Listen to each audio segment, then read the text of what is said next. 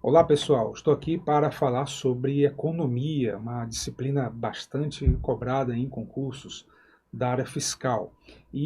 O objetivo aqui é apresentar alguns conceitos iniciais, conceitos básicos da economia e que são importantes, né, ao longo de todo o curso, porque são conceitos relativos a fatores de produção, custo de oportunidade, equilíbrio de mercado, o comportamento racional do agente econômico.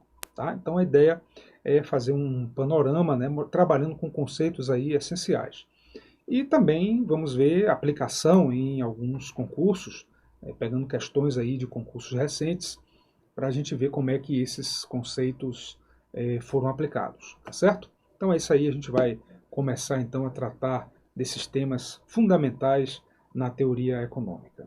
Primeira coisa, a ciência econômica ela é chamada assim, a ciência da escassez. De onde é que vem a escassez? O que é isso? Essa escassez se refere a quê exatamente? Bom, se a gente pensar qualquer sociedade, qualquer país, ao longo da história da humanidade, né, sempre enfrentou essa situação aqui. Né? Qualquer sociedade, qualquer país tem que conviver com essa realidade. As necessidades humanas são ilimitadas. As necessidades humanas, aqui a gente está falando basicamente de necessidades de bens e de serviços, são ilimitadas. E os recursos que existem para a produção desses bens e serviços são limitados. O que é isso? Os seres humanos, né, num país, numa sociedade, necessitam de diversos bens, alimentos, roupas, moradia, transporte e assim por diante. Deve existir um sistema produtivo, tem que ter ali empresas, fazendas, unidades produtivas que vão mobilizar recursos humanos, recursos materiais, recursos tecnológicos, etc., para produzir bens e serviços. E aí a gente vai ver a escassez aparecendo exatamente porque as necessidades humanas são ilimitadas, né? São ilimitadas por essa razão, elas se renovam constantemente. Se a gente pensar na alimentação, por exemplo, o ser humano precisa estar o tempo todo, né, se alimentando. É preciso que haja uma produção contínua de alimentos. Então é uma necessidade limitada. Enquanto a pessoa estiver viva, ela vai precisar desses bens. Isso se aplica a vários outros serviços também. E além disso, as necessidades humanas são ilimitadas porque elas vão ficando cada vez mais sofisticadas. Uma necessidade ela é atendida e aí ela puxa a outra. Por exemplo, eu tenho a necessidade de transporte. E aí o sistema econômico, o sistema produtivo do país produz veículos, produz um carro, por exemplo. Eu vou comprar esse carro, então eu já atendi, já resolvi o meu problema de transporte, mas aí surgem outras necessidades. Eu vou precisar comprar combustível, né? É preciso que haja uma produção de combustível. Eu vou precisar também, periodicamente, trocar os pneus, então alguém tem que produzir esses pneus e assim por diante. Então as necessidades humanas, né, tendem a ser ilimitadas. E aí o sistema produtivo do país, as empresas, as firmas, as unidades produtivas, o que elas vão fazer? Elas vão utilizar, elas vão empregar esses fatores de produção. Para a economia, o fator de produção é aquele recurso utilizado pelas empresas. No processo produtivo, aquilo vai ser transformado, vai gerar um bem ou serviço. Pode ser um bem de consumo, para atender diretamente à necessidade da pessoa, pode ser também um bem de capital, uma máquina, né, uma ferramenta, alguma coisa que vai atender às necessidades das próprias empresas para produzir outros bens. Então, para a economia, são três os fatores de produção. Primeiro, o fator terra, que compreende também os recursos naturais, é tudo aquilo que é fornecido pela natureza. Fornecido quer dizer, está disponível na natureza, mas é preciso que o ser humano vá lá e utilize. Então, reservas de minerais, reservas de petróleo, recursos hídricos, o subsolo, né, e o próprio solo também disponível para o plantio. Então, tudo aquilo que vem da natureza, nós vamos considerar como fator terra ou recursos naturais. Então, isso aqui, ó, tudo aquilo que vem da natureza. Bom, aí depois a gente vai ter aqui o trabalho. O trabalho aqui é o trabalho humano. Nós estamos pensando aí né, tanto no trabalho físico como também o trabalho, né, mental. O trabalho é a mão de obra, é o esforço do ser humano de, por exemplo, fazer o plantio, né, das sementes e depois colher os produtos, colher ali o fruto, né, da terra. Ou seja, o trabalho em qualquer tipo que você imaginar, qualquer forma, trabalho físico, mental, isso é um fator de produção. Depois a gente vai ter o fator de produção capital. Atenção que capital a gente já relaciona isso com dinheiro, né? Com aspecto monetário, mas não é apenas isso. O dinheiro é apenas um formato, uma forma que o capital pode assumir durante algum tempo. Capital é um conceito mais amplo. Para a economia, envolve máquinas, envolve equipamentos, instalações físicas, instrumentos de trabalho, ferramentas. Então, capital basicamente são bens que vão produzir outros bens. Então, a produção de qualquer coisa por parte das empresas vai exigir uma certa quantidade de terra, uma certa quantidade de trabalho e uma certa quantidade de capital. Como esses fatores eles existem numa quantidade limitada e as necessidades humanas são ilimitadas, aí surge o problema da escassez. A escassez decorre disso. E aí a gente começa a entrar agora num conceito importante da economia, que é a chamada curva de possibilidades de produção. Vamos ver aqui algumas ideias importantes a respeito dessa curva, né? Antes disso, temos aí os 3 problemas econômicos fundamentais. Isso aqui decorre da escassez. Como não dá para produzir tudo aquilo que a sociedade necessita, porque os recursos são limitados, surgem esses problemas, né? O que e quanto produzir? Vamos produzir aviões, vamos produzir abacaxi, manteiga, computadores. Então, quais são os bens que nós vamos produzir na nossa economia? E o quanto de cada um deles? Como é que a gente vai fazer isso? Como é que vai ser a técnica, a tecnologia que nós vamos utilizar? A combinação dos fatores, se a gente vai usar mais o trabalho humano, se a gente vai usar mais máquinas e equipamentos? E para quem produzir? Que necessidades vão ser atendidas? Porque nem todas vão ser atendidas. O sistema econômico não vai conseguir atender a todas as necessidades, porque elas são limitadas. Então aí a economia, diante da escassez, ela tem que procurar formas de buscar, de promover a eficiência. A eficiência econômica, portanto, significa a gente utilizar os recursos que existem da melhor maneira possível, para gerar maior quantidade de bens, para proporcionar o maior nível de bem-estar econômico. A gente está falando de bem-estar econômico. Daí vai surgir o conceito aqui, ó, da curva de possibilidades de produção. Para a gente entender essa curva, vamos olhar aqui para essa tabela que está aqui embaixo. Essa tabela gerou esse gráfico. Vamos imaginar, a gente vai fazer um exercício aqui de abstração, que na economia de um certo país só existe a produção de 2 bens. Só tem 2 tipos de bens. Ou o país produz carro, né, ou o país produz televisor. Tá certo? 2 tipos de bens apenas.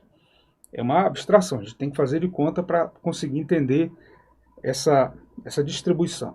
Ora, se a gente pegar todos os recursos produtivos do país e alocar esses recursos nas indústrias automobilísticas, aqui pegar todos os recursos, né?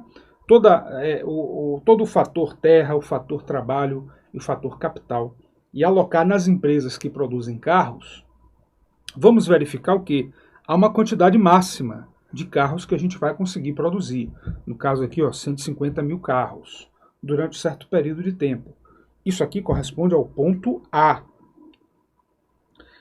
Consequentemente, se eu estou pegando todos os recursos e colocando na produção de carros, não fica nada para produzir televisor. É uma consequência, né? Então a produção de televisores vai ser 0. É por isso que esse ponto A, olhando aqui para o gráfico, né, corresponde aqui, ó, a essa situação, 150 de carro e 0 de televisores. Bom, mas algumas pessoas que gostariam de ter televisão vão ficar meio insatisfeitas. E vamos imaginar que o governo tem o controle de toda a produção, aí o governo resolve fazer o seguinte: Bom, vamos aumentar um pouquinho, vamos produzir alguns televisores, né? É um número aqui meio esquisito, né, de 15 milhões, é só para ilustrar a situação. Ora, se eu quero aumentar a produção de televisores de 0 para 15, e nesse momento todos os recursos, todos os fatores produtivos estão sendo utilizados pelas empresas, então não tem jeito, eu vou ter que fazer o quê? Eu vou ter que retirar alguns fatores de produção que estão na produção de carros, deslocar eles, alocar eles na produção de televisores. É por isso que a quantidade de carro que o sistema econômico poderia produzir, a quantidade máxima, diminui para 140. Então esse ponto B representa essa situação aqui, ó. No ponto B, a gente diminuiu a quantidade de carro e aí já conseguimos então aumentar a quantidade de televisores. E assim por diante, se nós quisermos aumentar mais ainda a quantidade de televisores e nessa economia já estão sendo usados todos os fatores de produção, então aí, nesse caso, de novo, a gente vai ter que tirar fatores de produção lá das indústrias de carros, alocar na indústria de televisor e aí a gente também tem uma redução na produção de carros. Isso aqui é um conceito importantíssimo da economia, que é o seguinte, ó, aqui, ó, do ponto B para o ponto C, nós diminuímos ainda mais a produção de carros. No nosso gráfico aqui, e nós temos um ponto C, vai dar mais ou menos aqui uns 28, para a gente conseguir aumentar a produção de televisores, nós tivemos que diminuir a produção de veículos. Essa perda na produção de um bem, né, quanto nós deixamos de produzir do outro bem, é o que se chama de custo de oportunidade. Na economia, esse aqui é o conceito importantíssimo. O que é o custo de oportunidade? Não é uma despesa, um custo que eu estou pagando mais por alguma coisa, não é isso. O custo de oportunidade no sentido de que aquilo que eu estou perdendo, ou melhor ainda, aquilo que eu estou deixando de ganhar. Seria melhor a gente entender assim. Então, para eu aumentar a produção de um bem, eu necessariamente aí eu vou ter que reduzir a produção do outro bem. Então, eu estou tendo um custo de oportunidade. É nesse sentido, certo? Isso está acontecendo porque todos os fatores de produção estão sendo utilizados. É uma situação que é conhecida como pleno emprego, certo? Então, aqui, atenção para isso, né? Toda vez que falar em pleno emprego, o emprego a gente usa como se fosse apropriado apenas ao fator trabalho, mas não. O emprego, essa noção de emprego significa de uso. As empresas estão utilizando, estão empregando o fator trabalho, mas estão empregando também o fator terra e o fator capital. Então, numa situação de pleno emprego, todos os fatores de produção já estão sendo utilizados pelas empresas. Não tem trabalhador ocioso, desempregado, não tem máquinas paradas, não tem terras, né, improdutivas. Nessa situação de pleno emprego, se nós quisermos aumentar a produção de um bem, necessariamente deveremos diminuir a produção do outro bem. E isso aí é que se chama de custo de oportunidade. É quando a gente está deixando de ganhar alguma coisa. É uma decisão que afeta os agentes econômicos, né, no seu dia a dia. Por exemplo, se eu vou fazer uma aplicação em ações, por exemplo, eu poderia ter feito uma aplicação em títulos do Tesouro. Então, eu já estou deixando de ganhar aquela taxa de juros, né? Se eu aplicasse em títulos do governo, eu poderia ter aí um rendimento de 7% ao ano. Mas não, eu preferi aplicar o meu dinheiro em ações para tentar ter um rendimento maior, de 10%. Essa decisão aqui envolveu um custo de oportunidade, eu deixei de ganhar outra coisa. Então, o custo de oportunidade aparece em vários momentos da vida econômica. Bom, essa curva, então, representa várias combinações. Em última análise, o que é a curva de possibilidades de produção? Ela mostra para a gente várias combinações possíveis da produção de dois bens, que representa a capacidade máxima de produção da economia. É isso que ela está mostrando. Vamos dar uma examinada nessa curva de possibilidades de produção. Vamos olhar bem de perto ela, porque nós temos aqui áreas importantes. Essa curva, ela diz muita coisa para a gente. Primeira coisa, nós estamos comparando aí a produção de dois bens, tá? O bem 1 e o bem 2. Nós já sabemos o que a curva de possibilidades de produção representa, não é isso? Infinitas combinações. Cada um desses pontos aqui é uma combinação de quê? Da produção de dois bens, que correspondem à produção máxima da economia. Por que produção máxima? É quando a economia está no pleno emprego, está usando todos os fatores de produção existentes. Por exemplo, aqui no ponto Q. O ponto Q é uma situação de pleno emprego, tá? Isso é importante, porque as questões de concurso vão perguntar exatamente isso, né? Elas normalmente perguntam, o que é que o ponto Q significa? O ponto P e o ponto S significam o quê?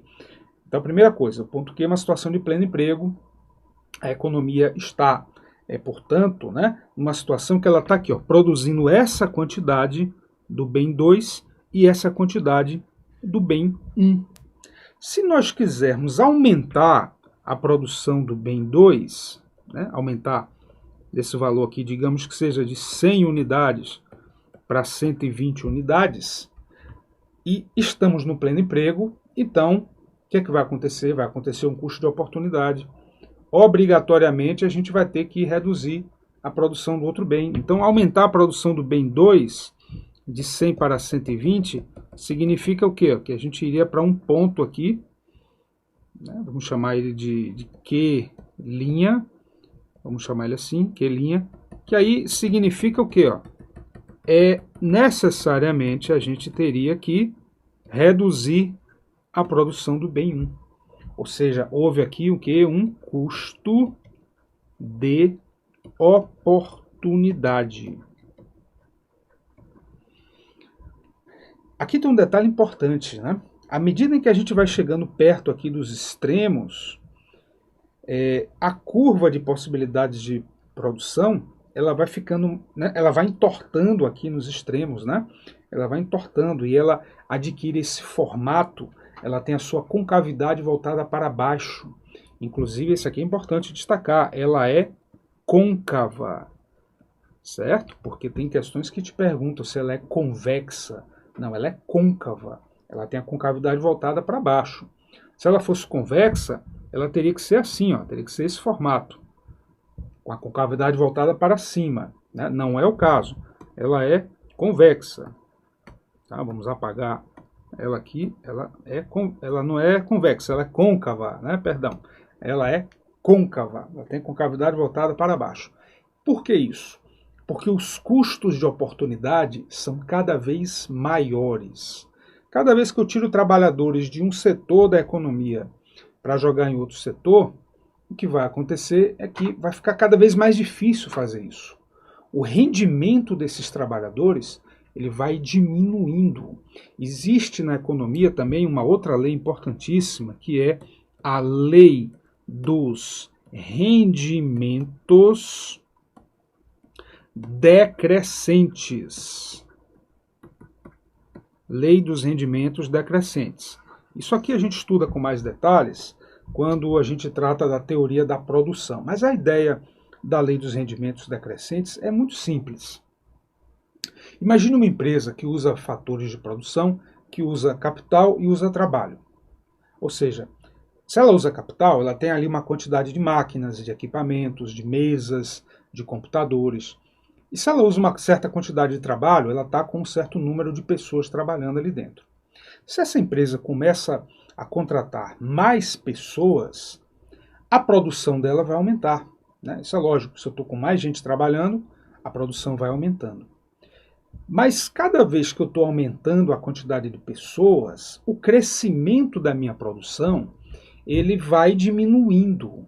O rendimento dos novos funcionários vai sendo cada vez menor.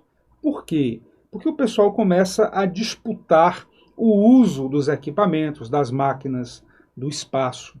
Então isso aí ilustra a lei dos rendimentos decrescentes. Quando um fator de produção ele é fixo e o outro fator é variável, né?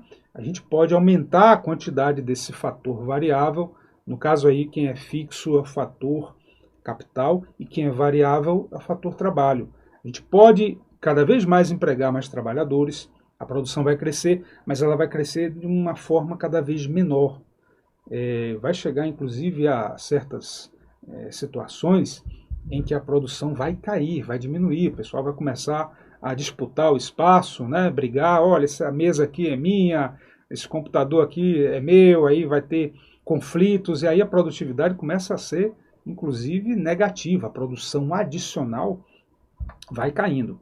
Então, é por causa da lei dos rendimentos decrescentes que os custos de oportunidade são crescentes, são cada vez maiores. Isso faz com que aqui nas extremidades a curva de possibilidades de produção ela vai entortando e ela vai ficando côncava, certo? Isso tudo, pessoal, são coisas que as questões de concurso gostam de perguntar, de ficar abordando exatamente isso. Bom, agora eu falei muito sobre o ponto Q, né? Vamos falar do outro ponto agora. Vamos falar do ponto P. Então eu vou fazer aqui um ajuste aqui, eu vou apagar aqui essas anotações e vou agora comentar o ponto P. O que é que significa aqui? Qual o significado do ponto P? Trata-se de uma certa combinação de preços, de produção, né, do bem 2 e de produção também do bem 1, tá? São quantidades, são unidades físicas, não tem preço ainda, não preço, a gente vai falar nisso lá na frente, né? A teoria do equilíbrio do mercado. É uma certa quantidade do bem 2 e do bem 1, em que a economia não está usando todos os fatores de produção. Ou seja, tem trabalhadores aí que estão ociosos, não estão trabalhando nesse momento, estão desempregados. Tem máquinas também que estão paradas. A empresa, a indústria não está com os 3 turnos, a máquina ligada o tempo todo, não. Ela está metade do tempo parada, existe capacidade ociosa.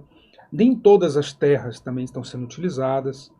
Tem recursos minerais que não estão sendo usados. Ou seja, aqui, qualquer ponto, aqui embaixo, né, dentro dessa área, portanto, abaixo da linha de possibilidade de produção, são situações de desemprego. A economia está longe do pleno emprego. E daí, o que é que isso significa? Significa o seguinte, é possível aumentar os dois, a produção, né, perdão, vamos voltar aqui. É possível aumentar a produção dos dois produtos ao mesmo tempo? Sim, é possível. Qualquer ponto aqui, ó, dentro dessa região, significa que eu poderia aumentar a produção do bem 2, digamos, né, para cá, né, para esse ponto daqui, e eu estaria aumentando também a produção do bem 1. Ou seja, não há custo de oportunidade. O fato de eu ter aumentado a produção do bem 2 não implica em que necessariamente eu tenha que reduzir a produção do bem 1. Eu posso aumentar a produção do bem 1 também, ou posso deixá-la constante. Então isso é importante, tá? Pontos aqui, ó, abaixo da curva de possibilidade de produção significam situações em que a economia ela não está no pleno emprego. Tem fatores ociosos, desempregados. O desemprego não é apenas para a mão de obra, é também para o capital, é também para terra e recursos naturais. Então é possível crescer a produção dos dois bens ao mesmo tempo. Bom, e agora a gente vai ver a situação aqui do ponto S. Vamos de novo aqui apagar o nosso slide, as nossas anotações aqui, para não ficar, né, muito poluído aqui visualmente. Vamos analisar a situação aqui do ponto S. O que significa o ponto S? É uma situação em que teríamos uma certa produção do bem 2 e uma certa produção do bem 1, de tal maneira que essa combinação aí é impossível para o sistema econômico. Nesse momento, no curto prazo, é impossível essa combinação. Por quê? Porque não há fatores de produção suficientes para isso. Observe, né? Essa produção do bem 1 até que seria alcançável. Por quê? Porque ela está abaixo, né, do valor máximo. Esse aqui é a produção máxima do bem 1. Então, esse ponto daqui, né, é possível. Agora, esse ponto, essa quantidade do bem 1 e essa quantidade do bem 2, ao mesmo tempo, não dá. Por isso que esse ponto S ele é inalcançável. Qualquer ponto, qualquer combinação aqui, ó, além da curva de possibilidades de produção, são combinações que no curto prazo não são alcançáveis. E aí eu estou fazendo essa ressalva, né? Por que no curto prazo? Porque no longo prazo pode acontecer duas coisas importantíssimas aqui. Então, vou até mudar aqui a cor da nossa caneta para a gente observar o que vai acontecer aqui no longo prazo. No longo prazo, duas coisas importantes podem acontecer, ou uma ou outra, ou as duas ao mesmo tempo. Pode acontecer aqui, ó, uma maior disponibilidade de fatores. Uma maior disponibilidade de fatores. Como assim? Ora, a população vai crescer no longo prazo. Então, a força de trabalho vai aumentar. Vai ter uma maior disponibilidade do fator trabalho. No longo prazo também, as empresas estão investindo, ampliando a sua planta industrial, comprando mais máquinas, mais equipamentos. Isso tudo vai se acumulando. Então, no longo prazo também aumenta a disponibilidade do fator capital. E também no longo prazo descobre-se novas jazidas minerais, novas, né, bacias de petróleo, de gás natural. Então, aumenta também a disponibilidade do fator terra, recursos naturais. Então, no longo prazo, essa curva de possibilidade de produção, ela se expande. Por quê? Porque a quantidade de fatores de produção que existe na economia aumentou. Ela vai ter esse movimento aqui. Ela vai se expandir. E aí o ponto S, ele passa a ser um ponto factível, alcançável, possível, porque aumentou a disponibilidade de quê? De fatores de produção. Então, é possível produzir mais dos dois bens, não vai ter custo de oportunidade. E o outro fator que pode acontecer também no longo prazo são inovações tecnológicas. Inovações tecnológicas. Descobertas tecnológicas ajudam a economia a ficar mais eficiente, porque com uma tecnologia mais moderna, eu posso, com a mesma quantidade de fatores de produção, gerar um volume de produção muito maior. Então aí isso equivale a uma expansão da curva de possibilidade de produção. Certo? Então atenção para qualquer ponto além da curva, né? Além da curva, qualquer um desses pontos não é alcançável no curto prazo. No longo prazo, sim, aumentando a disponibilidade de fatores de produção, havendo descobertas tecnológicas que aumentem a produtividade das empresas, aí esses pontos passam a ser alcançáveis. Então é exatamente isso que as questões de concurso costumam perguntar. Bom, essa curva aqui, ela se expandiu. Ela poderia em algum momento também se contrair? Poderia. Imagine que aconteceu uma guerra. Esse país ele se envolveu num conflito armado com outro país, aí ele foi bombardeado, então teve indústrias destruídas, né? teve problemas aí ambientais seríssimos, uma boa parte da população também foi atingida, diminuiu o tamanho da população, pode ter acontecido um desastre desse tipo.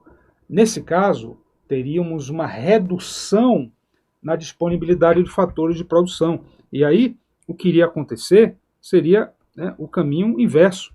A gente teria uma contração dessa curva, indicando, né, que houve uma redução da capacidade máxima produtiva da economia.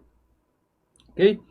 Bom, então chegamos aqui a alguns conceitos fundamentais da curva de possibilidade de produção e agora algumas questões para a gente amarrar aí os conceitos, né? Fortalecer aí nosso entendimento. Temos aí uma questão que trata de uma situação aí bem específica. Suponha um indivíduo com ensino médio completo. O custo de oportunidade para esse indivíduo cursar em período integral e concluir o ensino superior é igual a quê? Então, primeira coisa, né? Custo de oportunidade sempre está relacionado a alguma decisão que o agente vai tomar. Para a economia, para a ciência econômica, os agentes econômicos, ou seja, os indivíduos e as empresas também, né, são agentes econômicos, são todos movidos pela ideia de racionalidade. O agente econômico é considerado racional. O que é isso? Significa que ele vai usar sempre a razão nas suas decisões, e ele vai tentar maximizar o seu nível de bem-estar. Indivíduo racional para a economia não quer dizer que ele vai tomar sempre a melhor decisão, a decisão correta. Não, às vezes ele vai cometer erros.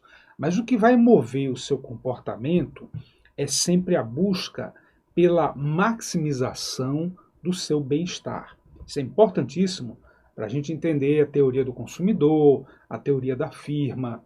Então o consumidor ele toma decisões pensando nisso, né? Ele vai comprar mais do bem A ou mais do bem B, de tal maneira que ele maximize o seu bem-estar, a sua satisfação. A empresa também, a empresa vai decidir se ela vai produzir 100 unidades, 200 unidades, 500 unidades, de tal maneira que ela maximize o seu lucro, que vai lhe gerar satisfação também. Então, o custo de oportunidade vai afetar o bem-estar das pessoas, né, dos indivíduos. Nesse caso aqui, a gente tem um indivíduo que ele tem que tomar uma decisão. Qual é? Se ele vai cursar uma faculdade em período integral ou se ele não vai cursar. Ao cursar a faculdade, ele tem algum custo de oportunidade, ou seja, ele vai deixar de ganhar alguma coisa, certo? É isso que a questão está nos perguntando. A gente precisa ler um enunciado aí com bastante calma, associar os nossos conceitos de economia para entender o que é que está sendo perguntado. Então temos as opções, né? O custo de oportunidade seria os encargos educacionais cobrados pela faculdade? Bom, encargos realmente representam um desembolso, mas isso aí não é o custo de oportunidade. Isso aí é o custo monetário financeiro de tomar essa decisão. Mas o custo de oportunidade é outra coisa. É aquilo que o agente econômico está deixando de ganhar por não ter escolhido uma outra coisa, por ter escolhido isso. Tá certo? Então a letra A está falsa. Isso não é o custo de oportunidade. Isso aí é um gasto que o indivíduo vai ter porque ele decidiu cursar em período integral. O custo de oportunidade é aquilo que ele está deixando de ganhar, não que ele está pagando por ter assumido aquela posição, tomado aquela decisão. A letra B, o valor da mensalidade do ensino médio corrigida pela inflação. Bom, isso daí é um custo já passado, é um custo que já aconteceu anteriormente. Isso aí representa o quê? Os valores que aquele agente econômico gastou durante a sua passagem no ensino médio. Aí ele está aplicando uma correção monetária, variação, para ver quanto seria hoje, né? Então ele está fazendo uma conta matemática de custos já passados. Não é o custo de oportunidade ainda. A letra C também, o custo do material escolar, transporte, moradia. Bom, aqui são custos de modo geral de manutenção da pessoa, aquilo que ela gastaria em material escolar, no seu deslocamento, moradia, são custos da própria vida da pessoa, de manutenção. Também não é custo de oportunidade. E a letra D, ao salário sacrificado do mercado de trabalho, caso não ingressasse na faculdade. Então, olha aqui, vamos marcar, né? Vamos marcar aqui a letra D, a alternativa aqui correta, né? Olha só, é o que ele está deixando de ganhar. Se ele não ingressasse na faculdade, ele poderia estar fazendo outras coisas. Por exemplo, né, ele poderia entrar no mercado de trabalho. E aí ele ganharia um certo salário, um salário X. Certo? Mas como ele optou por cursar a faculdade e em período integral, ele fez uma escolha, né? Ele escolheu um caminho, ele deixa de obter alguma outra coisa. Então, está claro aqui o que é o conceito do custo de oportunidade? Tem outros custos de oportunidade aqui também, né? Ele tem, por exemplo, ele deixou de oferir um certo nível de bem-estar, porque ele poderia estar, talvez, não sei, indo para a praia nesse período, né? Surfando nesse período, ele deixou de obter esse nível de bem-estar. Pode ser que ele goste muito dessa atividade. Ele poderia estar se dedicando a um trabalho voluntário também e estaria tendo uma satisfação pessoal, mas não, ele decidiu ingressar na faculdade em tempo integral. Então ele tem vários custos de oportunidade, tá? Então isso aqui é um custo de oportunidade bem claro, aquilo que ele está deixando de ganhar. E a letra E seria igual a zero? Não, não é igual a zero. O indivíduo já concluiu o ensino médio, tá, mas ele está deixando de ganhar alguma coisa. Portanto, teremos aí a letra D, a alternativa aí correta. Vamos ver aqui mais questões sobre custo de oportunidade, curva de possibilidade de produção. Olha aqui, a questão 2. A escassez de recursos, ela impõe limite máximo à quantidade de bens que uma sociedade poderá produzir em determinado período. Essa situação é conhecida como fronteira ou curva de possibilidade de produção. O formato côncavo da curva de possibilidade de produção em relação à origem é devido a quê? Observe, né, como a banca cobra o formato da curva e qual é a causa disso, né? Então, lembrando, ela tem a sua concavidade, né, voltada para baixo. A gente tem aqui, ó, a produção de um bem 1 e a produção de um bem 2. E a concavidade dela é voltada para baixo. Ela é côncava. Se ela fosse convexa, ela seria assim, mas não é esse o caso, né? Ela é côncava. Por que que isso acontece? Exatamente, vamos ver as opções aqui que a gente tem. É devido à curva de possibilidade de produção dinâmica? Não, falso, não existe essa curva de possibilidade de produção dinâmica. No longo prazo, ela vai se expandindo, mas ela se mantém côncava. Então não é isso que explica a concavidade da curva. Custo marginal, o que é custo marginal? E atenção, essa palavrinha aqui, ó, marginal, em economia, ela vai aparecer muito. Vamos entender sempre marginal no sentido de adicional. Aquilo que acontece na margem, nos acréscimos. Se eu estou aumentando a quantidade produzida de um bem, eu estou conseguindo aí mais unidades produzidas, né? Porém, eu estou tendo também um aumento nos meus custos. Por quê? Porque para produzir uma quantidade maior de um bem, eu preciso de mais horas de mão de obra, eu tenho que pagar mais salários, eu tenho que usar mais máquinas, mais equipamentos. Então, o custo ele vai aumentar também. Para uma produção maior, para uma produção adicional, eu tenho também um custo adicional. Na economia, nós chamamos isso de custo marginal. Vamos ver várias situações em que existem os custos marginais, a receita marginal, a utilidade marginal, é sempre aquilo que acontece no acréscimo. Bom, falando em custo marginal, isso não explica se o custo marginal ele é crescente, ele é decrescente, ele é constante, não está dizendo nada, né? Nenhuma informação que permita a gente afirmar que, por causa disso, a curva é côncava. E a letra C agora, a lei dos rendimentos decrescentes. Bom, então aqui a gente vai ter a nossa explicação aqui na letra C.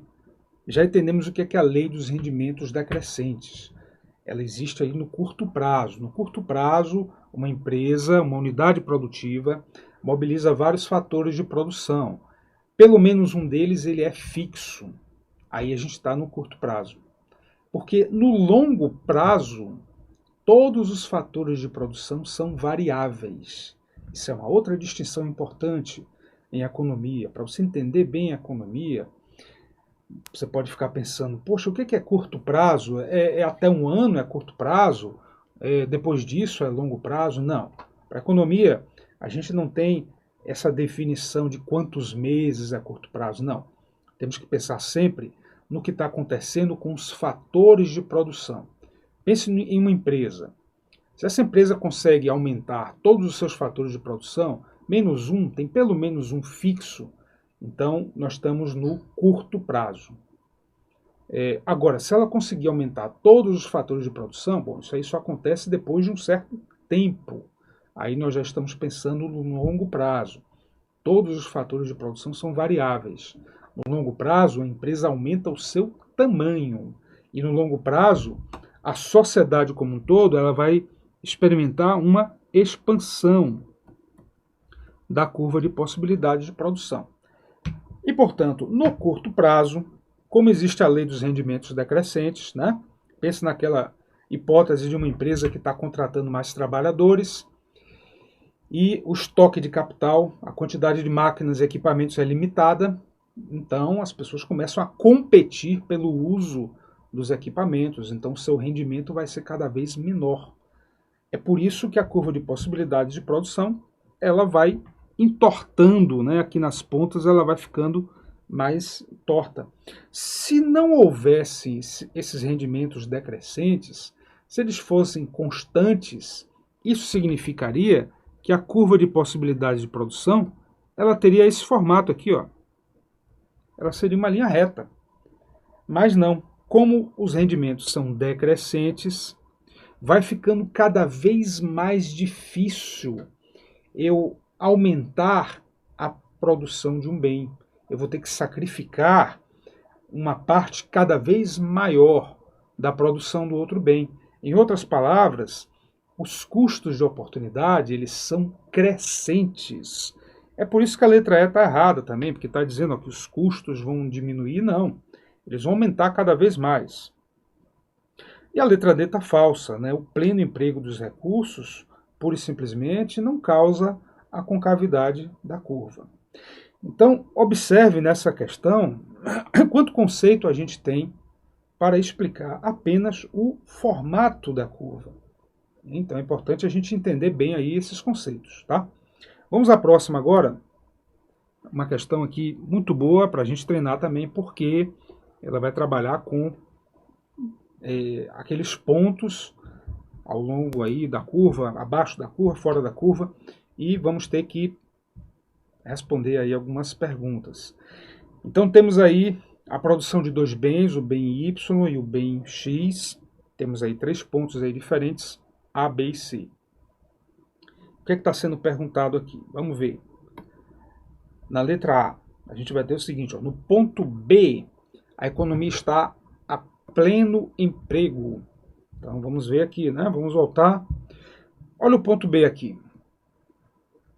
Esse ponto B representa uma certa quantidade da produção do bem X e uma certa quantidade, né, da produção do bem Y, que não é possível simultaneamente a economia produzir isso aqui do bem X, isso aqui do bem Y. Não dá.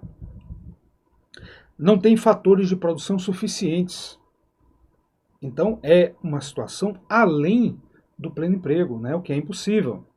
Para ter pleno emprego, nós teríamos que nos situar obrigatoriamente em algum ponto aqui ao longo da curva de possibilidades de produção. Então, essa situação aqui descrita na letra A, ela é falsa. E a letra B agora? A letra B nós temos o seguinte, ó, no ponto C, a economia está operando com a sua produção potencial. Isso é uma outra maneira de dizer que a economia está no pleno emprego, está no seu produto potencial, seu produto máximo. E quando a gente olha ali para o nosso gráfico, olha aqui, ó, não. Ponto C, na verdade, é uma situação de quê? De desemprego. Tem fatores de produção aí ociosos que não estão sendo utilizados, que poderiam ser usados, mas não estão. A economia produz aqui uma certa quantidade do bem X, produz também uma certa quantidade do bem Y.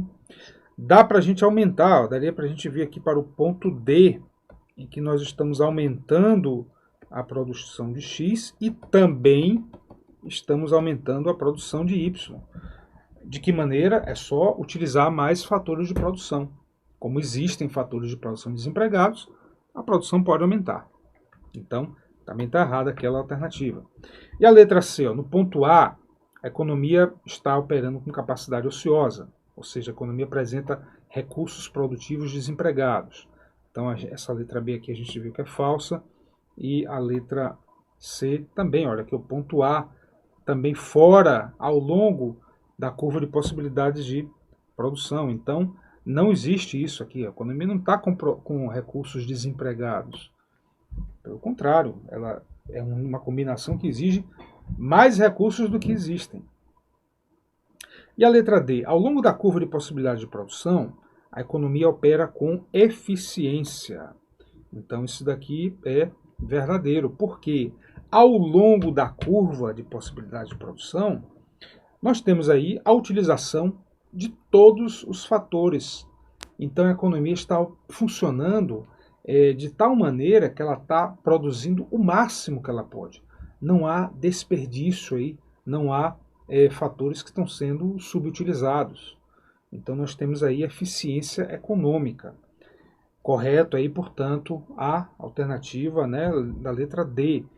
E a letra E, o ponto C, ele não representa eficiência produtiva, porque a gente viu que no ponto C, né, a economia ela está com desemprego, tem recursos que não estão sendo utilizados. Bom, a curva de possibilidades de produção revela, portanto, essa ideia importantíssima de que para ter eficiência econômica a gente tem que usar bem os fatores de produção, mas temos ali várias combinações possíveis. Não temos ainda a resposta àquelas perguntas fundamentais da economia: o que e quanto vai ser produzido, como vai ser produzido, né, e para quem vai ser produzido. Quando a gente olha, né, a nossa curva de possibilidades de produção, e aqui eu vou retornar um pouquinho só para a gente analisar de novo aquele gráfico inicial, né? Olha aqui o nosso gráfico inicial. Deixa eu limpar essa tela aqui também. Nós vamos ter o seguinte, ó. São várias combinações possíveis da produção de dois bens. Várias. Além dessas aqui, além desses pontos, tem outras, né? Bom, qual dessas combinações efetivamente vai ser escolhida? Como é que o sistema econômico vai resolver essa pergunta? Quanto de televisores e quanto de automóveis vão ser produzidos, afinal de contas? Bom, a teoria econômica prevê duas situações extremas para responder essa questão. Como é que se resolve aqueles três problemas fundamentais? O primeiro caso extremo seria o caso em que o governo, de modo centralizado, ele seria o dono de todas as unidades produtivas, de todas as empresas. Ele teria uma grande planilha, uma planilha gigantesca lá, onde ele jogaria ali a quantidade de recursos produtivos e todas as demandas da sociedade. Ele faria ali um cruzamento de dados e aí ele calcularia a quantidade correta a ser produzida de televisores, de carros, de feijão, de arroz, de carne, de computadores. Seria um planejador central decidindo tudo o que seria produzido, né? O que é basicamente impossível, mas é um caso extremo para a teoria econômica. E o segundo caso extremo, em que essas decisões de quanto vai produzir, para quem Isso tudo seria resolvido de maneira completamente descentralizada, através do mercado, sem nenhuma intervenção governamental. Então seria o quê? Os próprios mercados, o mercado de televisor, de carro, de batata, de feijão, de telefones, né? Os próprios mercados funcionando de maneira descentralizada, sem a menor presença do governo, eles iriam encontrar um preço adequado para cada um desses bens, e o próprio mercado, através da lei da oferta e da demanda, ou da oferta e da procura, encontraria o seu ponto de equilíbrio. A teoria econômica explica como é que isso acontece. Em condições ideais, a gente vai, né, ver daqui a pouquinho essa lei da oferta e da procura funcionando. Bom, são dois casos extremos, né? No caso, a gente tem o governo decidindo tudo que vai ser produzido pelo sistema econômico. No outro caso extremo, a gente vai ter um mercado de maneira totalmente descentralizada, sem intervenção governamental nenhuma, decidindo como é que a produção iria se organizar. Na prática, o que é que a grande maioria dos países realiza, né? O que normalmente os países praticam é o seguinte: eles operam na forma de uma economia de mercado, agora com intervenções do governo para corrigir alguns problemas, algumas falhas de mercado, situações em que o mercado não funciona muito bem. Bom, no nosso curso, primeiro a gente estuda como é o funcionamento do mercado, sem falhas, e depois a gente tem que entender essas falhas de mercado, como é que elas são e como é que o governo atua para tentar corrigir elas. Primeiro a gente vai ver, então, a situação ideal, né? Como é que o mercado resolve os três problemas econômicos fundamentais. Eu vou avançar de novo aqui, para a gente ver essas ideias aqui finais, onde nós vamos ter isso daqui, ó. Numa economia de mercado, aquilo que eu já falei, os três problemas fundamentais são resolvidos de maneira descentralizada, pelo livre jogo de demanda ou procura, né, demanda ou procura e oferta nos diversos mercados de bens e serviços. Nesse modelo ideal, nenhum agente econômico, indivíduo ou empresa, se preocupa com gerenciar o seu bom funcionamento. Cada um age de acordo com o seu próprio interesse. Ou seja, as empresas vão agir tentando maximizar seu bem-estar. O que é que a empresa quer fazer?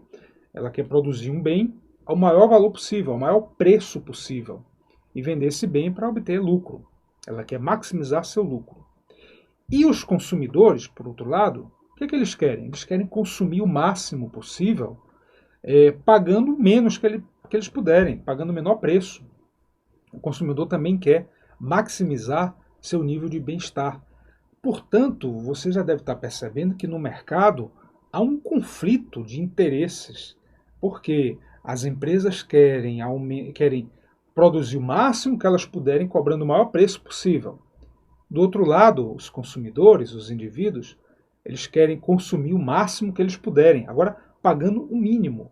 Esses interesses são conflitantes, porém eles vão entrar numa transação, né, numa barganha no mercado, e o próprio mercado vai resolver essa questão estabelecendo um preço de equilíbrio, um preço que atende simultaneamente aos dois lados.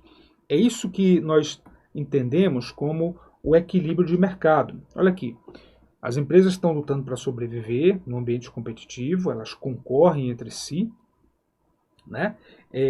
Concorrem no mercado, essa concorrência vai dar origem a um sistema de preços.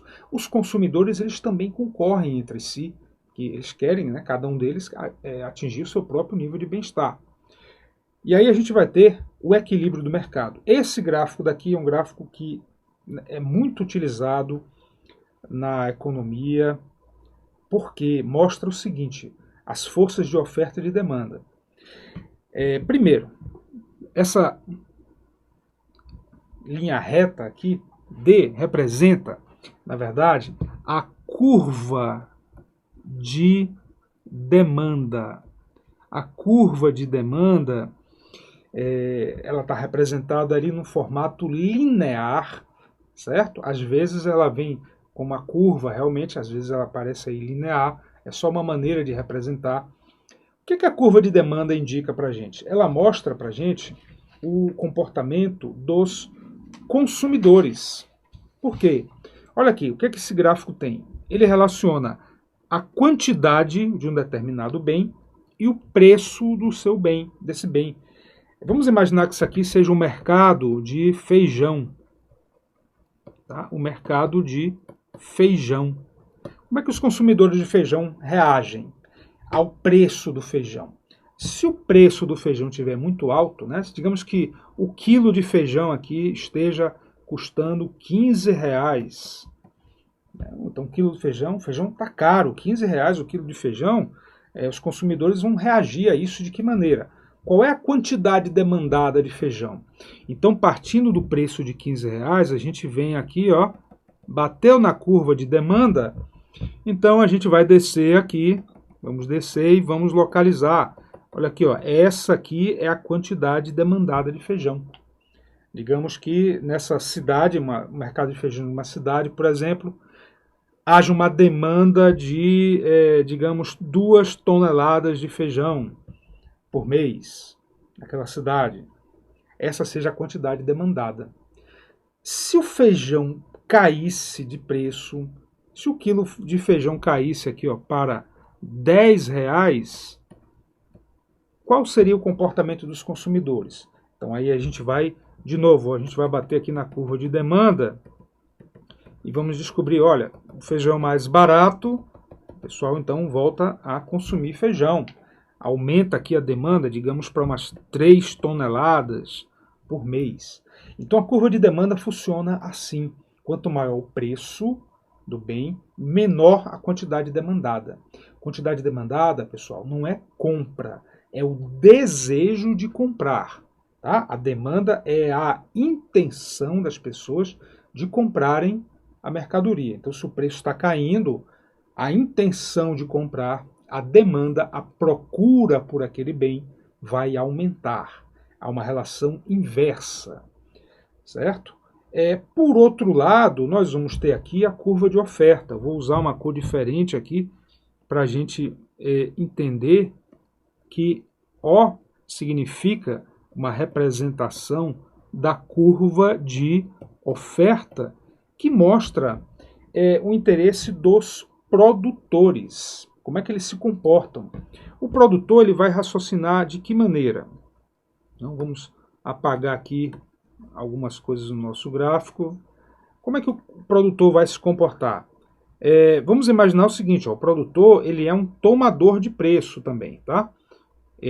Nós estamos aí no mercado de concorrência perfeita. Nenhum produtor tem poder sobre o preço. Eles trabalham com o preço dado pelo próprio mercado.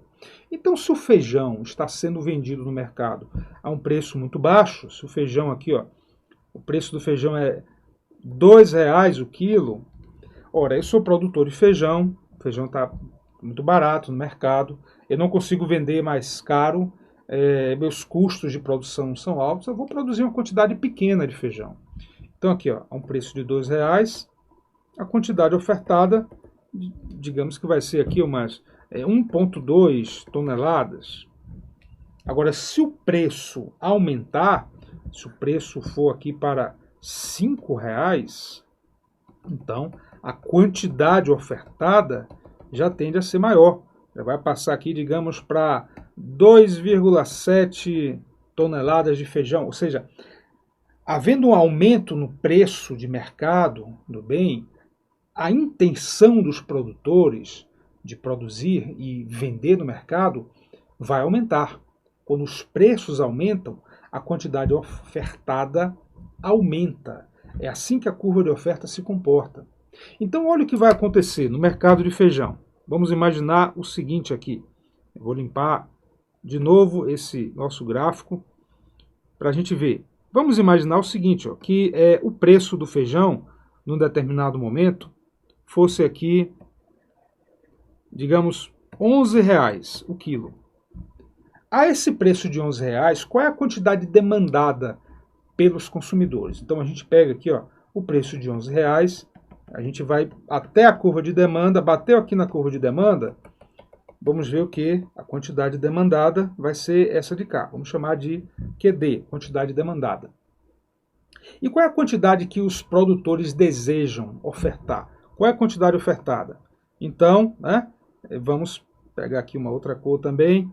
A quantidade ofertada vai ser o quê? Ó? Bom, se o preço é R$11, para descobrir a quantidade ofertada, a gente vem aqui até bater na curva de oferta, desce aqui, ó, a curva, a quantidade ofertada vai estar aqui. Ou seja, o que está acontecendo nesse mercado é um excesso de bens, um excesso de oferta. Os produtores, né, estão produzindo muito mais do que os consumidores desejam. Então a tendência é que o preço caia. O mercado não está em equilíbrio, o preço vai cair. Está acumulando produtos no estoque dos produtores, os consumidores percebem isso, começam a pechinchar, a tendência é que o preço caia. Você já deve estar percebendo que aconteceria também algo, né, um pouquinho semelhante aí, mas de uma outra forma, né, se o preço fosse menor do que esse preço P asterisco, a gente já teria uma situação contrária, né, um excesso de demanda faria com que o preço caísse. Então, o próprio mercado, atuando de forma descentralizada, sem a presença governamental, consegue chegar a um preço de equilíbrio, digamos que seja aqui um preço de R$8, né?